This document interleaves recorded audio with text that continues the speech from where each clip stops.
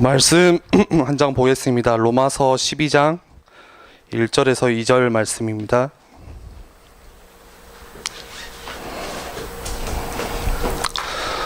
신약성경 로마서 12장 1절에서 2절 말씀. 우리 한 목소리로 다 찾으셨으면 함께 합독하겠습니다. 그러므로 형제들아, 내가 하나님의 모든 자비하심으로 너희를 고난하노니 너희 몸을 하나님이 기뻐하시는 거룩한 산 제물로 드리라. 이는 너희가 드릴 영적 예배니라. 너희는 이 세대를 본받지 말고 오직 마음을 새롭게 함으로 변화를 받아 하나님의 선하시고 기뻐하시는 온전하신 뜻이 무엇인지 분별하도록 하라. 우리가 함께 3월, 4월 이렇게 한 달에 걸쳐서 예배에 관한 말씀들을 함께 나눴습니다. 하나님이 원하시는 예배, 그리고 또 마음으로 예배를 합시다. 영과 진리로 예배를 합시다. 오늘은 이제 예배에 관한 말씀 마지막으로 오늘 제목을 삶으로 드리는 예배, 이 제목을 가지고 말씀을 나누고 마무리를 하고자 하는데요. 제목을 듣고 조금은 이렇게 부담을 느끼실 수 있어요. 그런데 우리 말씀을 통해서 부담을 주고자 하는 말씀이 아니라 나의 지금 예배를 어떻게 드리고 있는지 그 예배를 점검하고 또 나의 삶을 점검할 수 있는 귀한 시간들이 되었으면 좋겠습니다. 우리가 예배에 관한 말씀들을 쭉 이렇게 함께 나눴는데요. 그 말씀을 우리 청년부가 들으시면서 반드시 확인하고 개인에게 있어서 답을 내고 점검하셔야 될 게 있는데 그 첫 번째가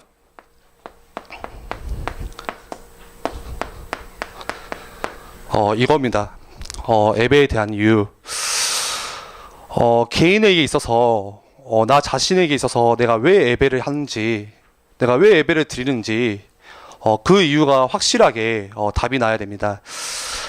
우리는 보통 주일에 뭐 하냐 하면은 뭐 예배하러 간다, 교회 왜 가냐면은 뭐 예배 드리러 간다, 이렇게 대답을 하잖아요. 그리고 오늘 아침부터 쭉 이렇게 피곤하죠.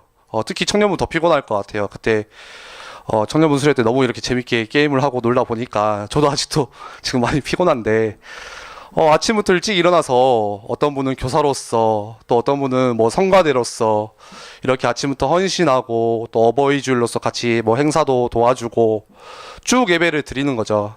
그뿐만이 아니라 수요 예배 있죠. 또 금요일 심야 예배 있죠. 새벽 기도 있죠. 보니까 우리나라처럼, 대한민국처럼 예배를 많이 드리는 나라가 없다고 그래요. 그런데 그렇게 예배를 드리는데 중요한 거는 이거예요. 내가 왜 예배를 드리는지, 내가 오늘 왜 예배하러 왔는지, 이 이유가 내 개인에게 있어서 반드시 발견이 되셔야 돼요. 우리가 예배에 관해서 많은 이야기를 또 말씀을 통해서 들었습니다. 예배는 내가 이 예배를 통해서 힘을 얻는다. 이 예배를 통해서 내가 하나님 주시는 은혜를 회복할 수 있다. 예배를 통해서 하나님과의 관계를 하나님과의 사귐, 하나님과의 친밀한 교제를 회복할 수 있다. 예배를 통해서 위로를 얻기도 하고 나를 점검할 수 있고, 내 영혼을 지금 나의 삶을 갱신할 수 있고, 그런 이야기들을 쭉 많이 들어왔어요. 그런데 그냥 내가 들어서 아는 것 말고요, 그냥 목사님이 해주시는 말씀으로서 다시 말해서 내가 오랫동안 들어와서 지식으로 알고 있는 거 말고요, 내 개인에게 있어서 진짜 내가 예배를 하는 이유가 뭔지, 이거 반드시 질문하고 발견하셔야 돼요. 이 이유가 발견되지 않으면은 우리가 어떻게 되냐면은, 어떻게 빠질 수 있냐면은, 예배 그냥 해도 되고 안 해도 되지, 이렇게 생각하게 돼요. 이 예배에 대한 이유를 내가 발견하지 못한다면은 우리가 예배를 드리는데 감정으로 예배하게 돼요. 기분 따라서 이 예배를 하게 돼요. 물론 우리의 감정을 따라 하나님 주신 감정도 하나님께서 주신 거거든요. 우리의 기분도 하나님께서 주신 게 맞아요. 근데 단순히 그 예배를 여기에만 국한돼서 예배를 드리는 거예요. 쉽게 말하면은 오늘 내가 기분이 굉장히 나빠요. 교회에 오기 전에 싸웠어요. 예를 들어서 친구랑 싸우던지 일이 터졌어요. 사건 회사에서 일이 터졌어요. 기분이 굉장히 나쁘거든요.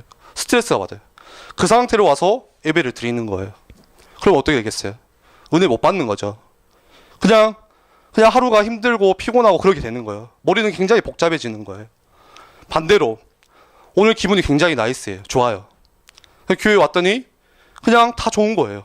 뭐 찬양도 좋고 그럴 때가 있잖아요. 굉장히 기분이 좋으니까 그냥 목사님 주시는 말씀인데 그냥 좋은 거예요. 그런데 어쩌면은 그거는 은혜라기보다는 내 기분인 거예요. 이게 은혜 받았다. 그게 아니라 그냥 내 기분이 좋으니까 다 좋은 거예요. 그렇게 되는 거거든요. 그리고 이 예배에 대한 이유를 내가 발견하지 못한다면은, 답을 내지 못한다면은 예배가 습관이 돼요. 예배가 단순히 형식이 되는 거예요. 똑같이 종교인들이 드리는 예배처럼 습관, 형식, 담임 목사님이 자주 강조하는 거 있죠. 무감각해지게 되는 거예요. 늘 예배를 드리는데 주일이니까 이렇게 예배를 드리는 거죠. 오늘 그냥 주일이니까 예배 드리는 거예요.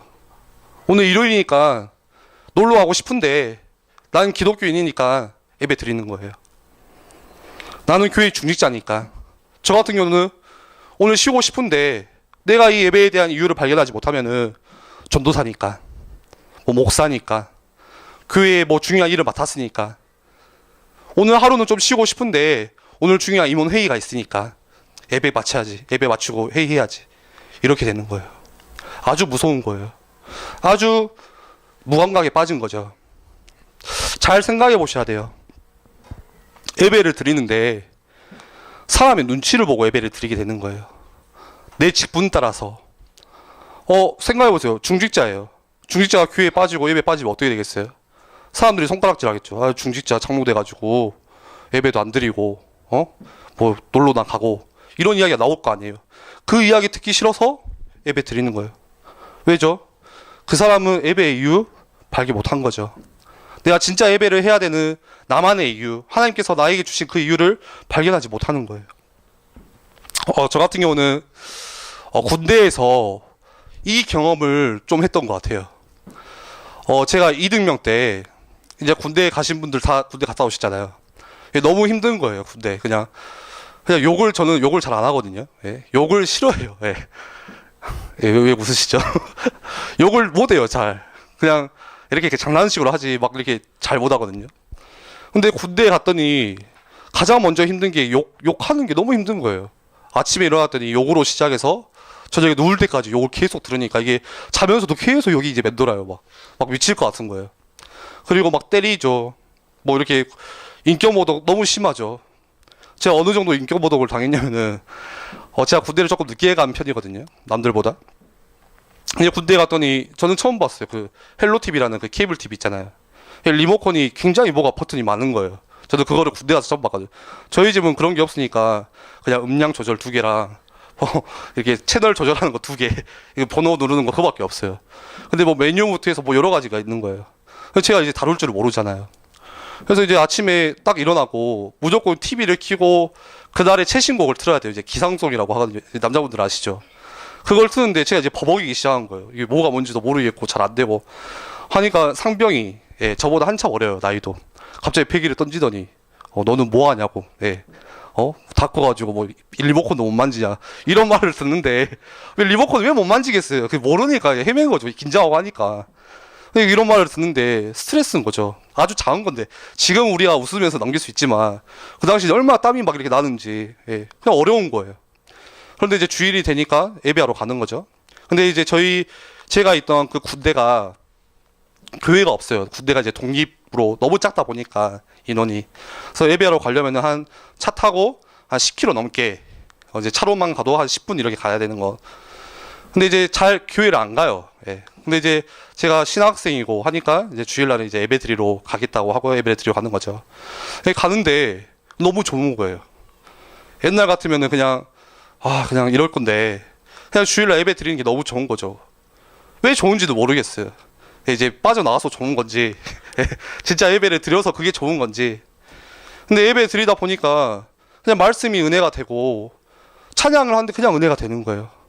찬양이 화려한 찬양도 아니에요. 뭐 세션이 있냐 그런 것도 아니에요. 그냥 통기타 치면서 호산나 호산나 하는데 옛날 찬양들 그냥 부르는데 거기서 그냥 막 뭔가 마음에 가슴이 뭔가 이렇게 울컥하고 뭐 쌓였던 뭔가 이렇게 풀려지고 그냥 막 그렇게 위로가 되고 하는 거죠. 그러면서 이제 저 혼자 생각을 한 게 있어요. 아, 교회가 이렇게 먼데 거기 막 산속에 있거든요. 교회가 이렇게 10km 떨어진 이렇게 멀리 있는데 진짜 예배를 사모해서 오는 사람이 있을까? 예. 내가 만약에 지금 군대가 아니고 거기가 그냥 내 집이었다면 내가 그 10km 떨어진 곳을 걸어서 예배하기 위해서 과연 갔을까? 그런 생각들이 자꾸 드는 거예요. 그러면서 이제 예배를 드리는 거죠.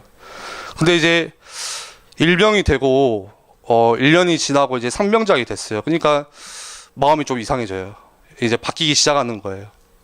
예배 드리러 가는데 가기 싫은 거예요. 그냥 싸지만 가서 PC방 하고 싶고 그냥 좀 쉬고 싶고 TV 보면서 좀 잠 한숨 더 자고 싶고 그 뭔가 이듬형 때는 뭐 뭔가 그렇게 갈망이 있었는데 마음이 이제 바뀌는 거죠. 제 스스로가 그러더라고요. 어쩔 때는 피곤하니까 가기 싫고 어쩔 때는 딱 여기에 매였어요. 신학생이니까 안 가니까 간부들이 뭐라 하는 거야. 너 신학생 아니냐? 왜 안 가냐? 가기 싫어 죽겠는데 신학생이니까 가야지. 언제부턴가 내가 이 예배가 그 이유를 발견하지 못하니까 그냥 습관으로 드리는 거예요. 아, 오늘 일요일이니까 그냥 예배 갔다 와야지. 아, 나 그래도 군종마크 달았으니까 최소한 예배는 드리고 와야지. 실제로 그렇게 되는 거예요. 무슨 말이죠? 내가 진짜 예배를 해야 되는 이유, 내가 진짜 하나님께 나아가야 되는 이유, 그거를 발견 못하니까 습관적으로 아주 무감각하게 그냥 예배를 드리고 있는 거죠. 우리가 진짜 점검하셔야 돼요. 내가 예배를 하는, 하나님께 예배하러 나오는 나만의 진짜 이유가 있어야 돼요. 이것이 발견된다면은 우리가 잠깐 예배 드리는 이 30분, 1시간, 4시간 다를 거예요. 매주 주시는 그 목사님 통해서 주시는 하나님의 말씀 늘 똑같죠. 와, 또 창세기 3장, 6장, 11장이네. 또 나중심, 뭐 세상 주심 다 잘 알거든요. 얼마나 예배를 많이 드리고 우리가 훈련을 많이 받고 메시지를 많이 들었는지 너무 다 잘 알아요. 제가 중고등부 섬기고 있는데 창세기 3장 하자마자 애들 그냥 이렇게 되는 거든. 뛰어나요. 뭐 시험 보면 다 맞출 거예요. 근데 그 메시지가 이 예배에 이게 발견된다면 다르게 들리는 거죠. 늘 새로운 거예요. 하나님 주시는 은혜는 단순히 설교자 그냥 말이 아니에요. 그냥 한편의 강의가 아니에요. 하나님 주시는 말씀인데 다른 거죠. 은혜가 다른 거예요. 매일 주시는 채워지는 은혜가 달라지는 거예요. 최근에 제가 영화를 좋아하는데 상영되는 영화들을 보면은 되게 알게 모르게 기독교를 비판하는 영화가 꽤 많아요. 이제 보시면 알겠죠. 그냥 뭔가 굉장히 이렇게 오해를 만들고 알게 모르게 쉽게 말해서 이렇게 까는 거죠. 그래서 뭔가 기독교인에 대해서, 교회에 대해서 뭔가 이기적인 모습으로, 뭔가 비양심적인 모습으로, 뻔뻔한 모습으로, 뭔가 이렇게 이중적인 모습으로 이렇게 비춰지는 영화가 지금 꽤 많이 계속 나오고 있더라고요. 예전에 밀양이라는 영화를 봤는데 혹시 보신 분들은 알 거예요. 이제 아이를 이렇게 어떻게 한 그 범죄자인 거죠. 근데 감옥을 갔어요. 사고를 치고. 근데 거기서 한 목사님을 통해서 구원을 받은 거예요. 거기서 말하는 걸로 따지면. 그러니까 이제 그 피해자 부모님이 왔는데 그 범죄자가 하는 말이 나 구원받았다. 내 죄 다 끝났다. 나 다 해결받았다. 난 괜찮다. 난 지금 너무 행복하다. 그러니까 이제 그 어머니가 미치는 거죠. 예. 자기는 아직도 그것 때문에 잠을 못 자고 있는데 아직도 그 한 눈물이 너무나도 많은데 서러운데 근데 진짜 기독교 가는 거거든요. 그게. 예. 맞는 사실 진리로 할 것 같으면 맞은 거예요. 근데 뭔가 모르게 뭔가 양심 없이 굉장히 뻔뻔하게 이중적인 모습으로 자꾸 문화 그 컨텐츠 영화를 통해서 기독교인들의 모습을 그렇게 비춰주고 있어요. 그런데 사실 그 이유는 다시 말해서 그거죠. 실제 밖에 있는 사람들이 볼 때 그렇게 보인다는 거예요. 밖에 있는 사람들이, 교회 다니는 사람들을 볼 때 그런 모습으로 보이고 있다는 거예요. 우리는 어떤가요? 내 개인, 여러분들 어떠세요? 내 삶 속에서, 내가 있는 그 6일간의 삶 속에서 직장의 사람들이 나를 볼 때, 예를 들어서요, 부모나 형제가 나를 볼 때, 내 모습을 볼 때, 하나님을 믿지 않는 사람들이 나를 볼 때 어떻게 비춰지고 계세요? 루터는 이런 말을 했어요. 사람들은 성경을 알 길이 없잖아요. 예, 하나님을 모르는 사람들은. 그런데 어떻게 성경을 아냐? 하나님을 믿는 사람, 그 모습을 통해서 하나님을 만날 수 있대요. 하나님을 알 수 있대요. 성경을 알 수 있대요. 굉장히 심오한 뜻이죠.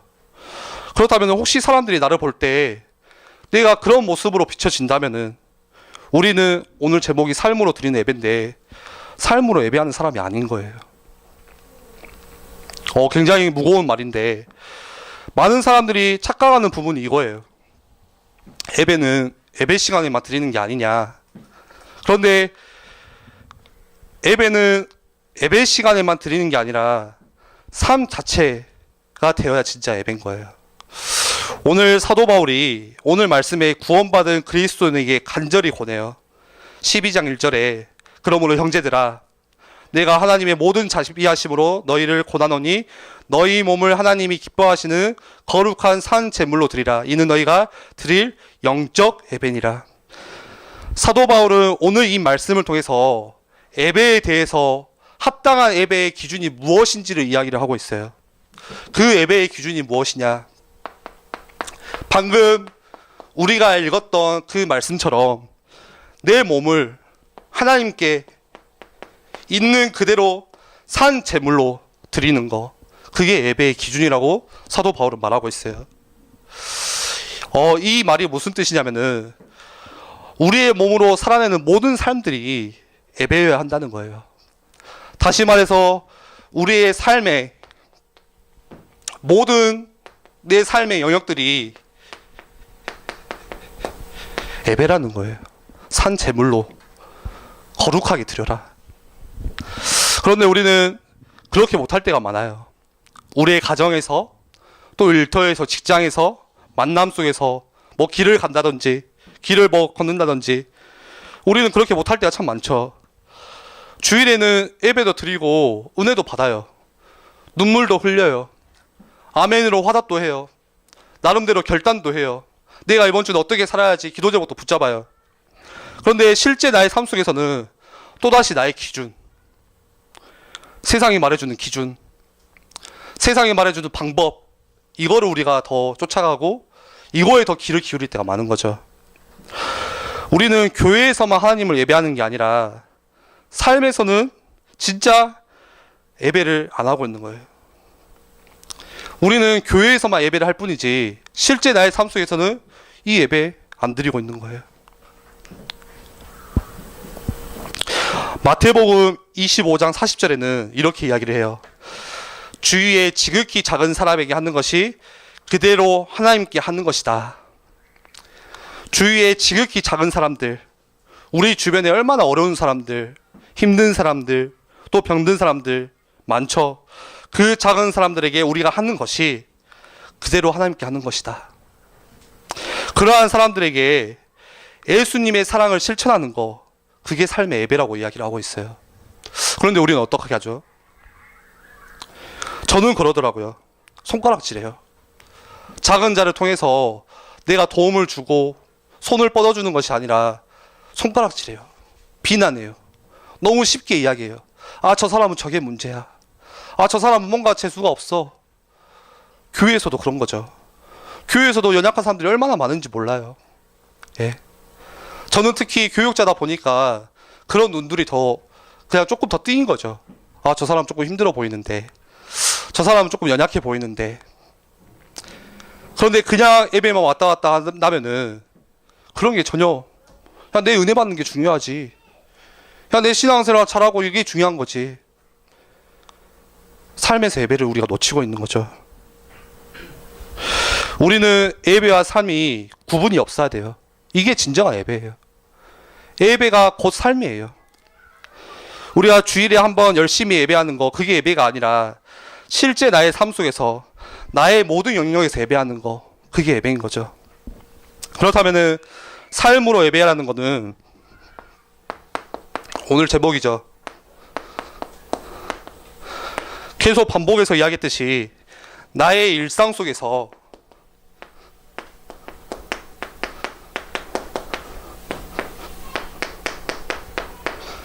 하나님을 바라보는 거예요.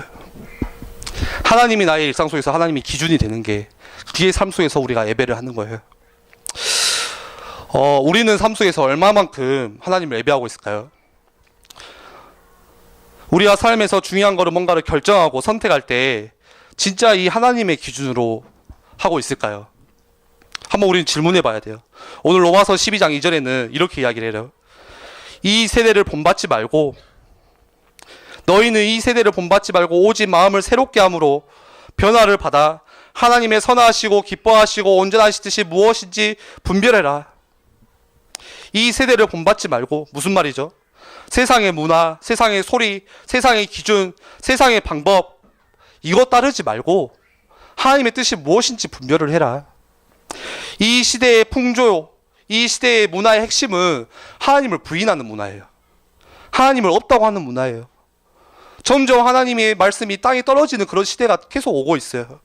문화를 통해서, 우리의 삶을 통해서 모든 사람들이 그렇게 생각을 하도록 만들어요. 우리가 그런 시대에 지금 살고 있다는 거, 우리가 그런 시대의 직장에서 지금 일을 하고 있다는 거, 이거를 먼저 명심하셔야 돼요. 몰라서 그렇죠. 이렇게 이야기하시거든요. 진짜 모르는 이야기죠.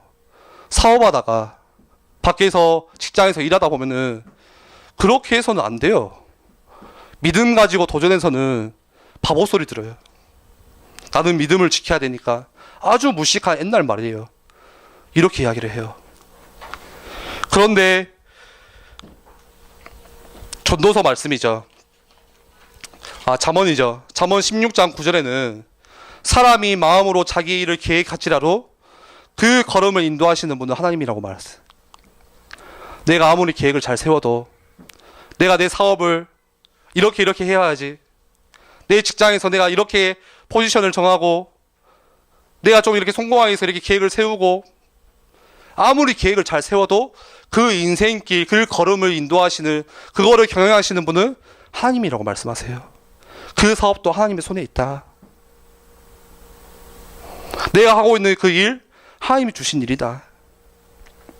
그래서 12장 2절에 이렇게 말하는 거죠. 오직 마음을 새롭게 함으로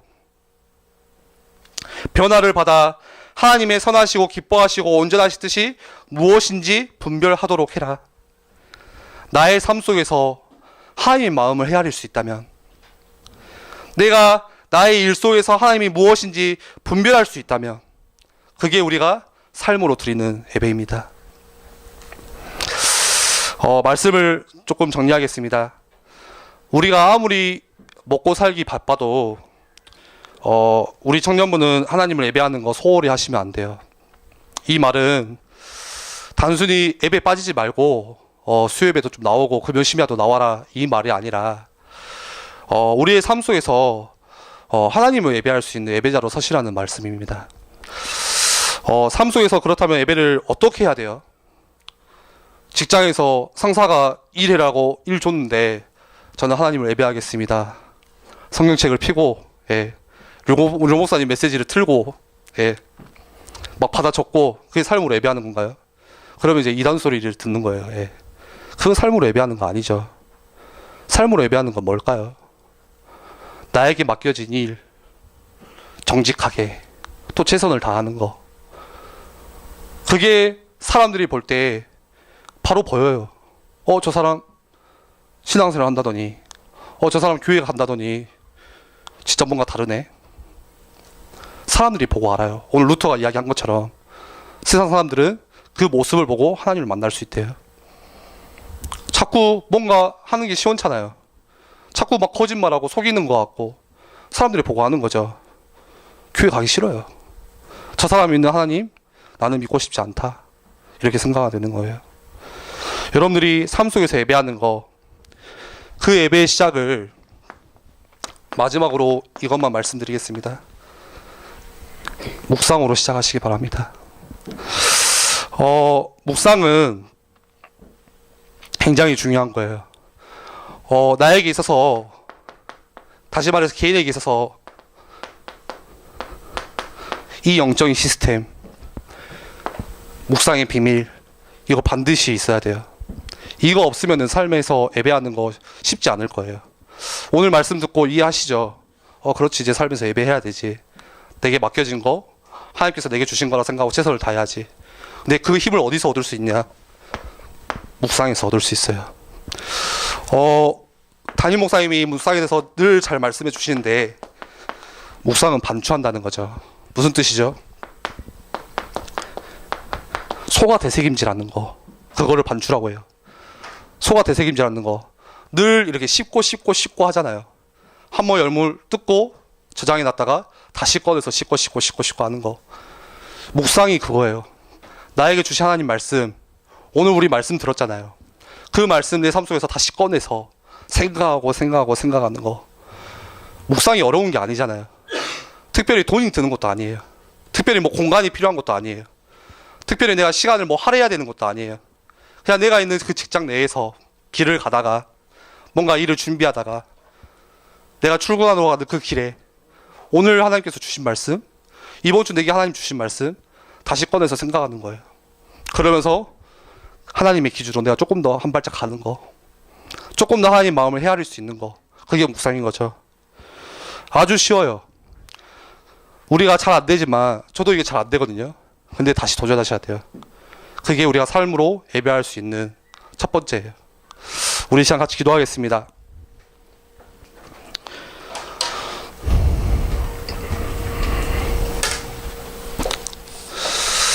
우리가 예배에 관한 말씀을 계속 같이 나눴는데요. 이 말씀들을 또 묵상하고 준비하면서 제 개인에게 있어서도 많은 질문들을 좀 하게 되었습니다. 제가 신앙생활 한지 뭐 모태신앙으로 해서 거의 20년 넘게 교회 왔다 갔다 하고 예배를 드리고 하는데, 내가 왜 예배를 할까? 내가 오늘 왜 예배하러 왔지? 그게 문득 그냥 마음에 부딪혀 오는 거예요. 너무 형식적으로 당연하게 예배하러 가고 있는데, 나는 오늘 왜 예배하러 가는 거지? 왜 하나님께 나아가고 있는 거지? 우리에게, 내 개인에게 진짜 이 이유 발견될 수 있도록, 그리고 나의 삶 속에서 하나님께서 나에게 주신 우리 사랑들, 하나님께서 우리에게 주신 그 은혜들 너무 풍성하고 어마어마하잖아요. 그 하나님의 사랑, 은혜 나눌 수 있는 삶에서의 진짜 예배자로 설 수 있도록, 하나님 내 힘이 아니라 하나님 주께서 주시는 힘, 그 힘으로 나아가기 원합니다. 이번 한 주간 우리 청년부 내 삶 속에서 하나님 말씀을 묵상할 수 있는 그 시작들 할 수 있도록 하나님 은혜를 더하여 주시옵소서. 우리 함께 같이 기도하겠습니다.